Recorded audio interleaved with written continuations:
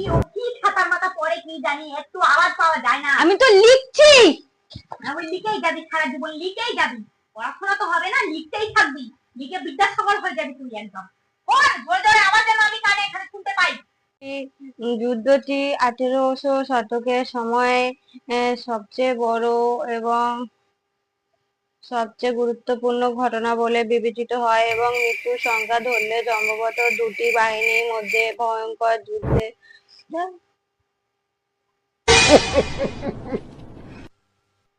একটুখানি পড়বে আবার চুপ করে যাবে, মেরে ফেলে দেবো আমি।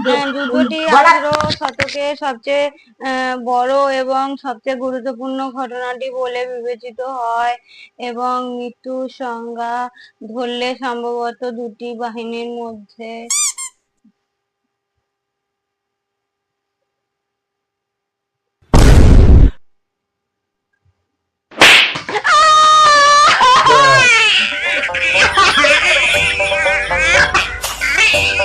বলবে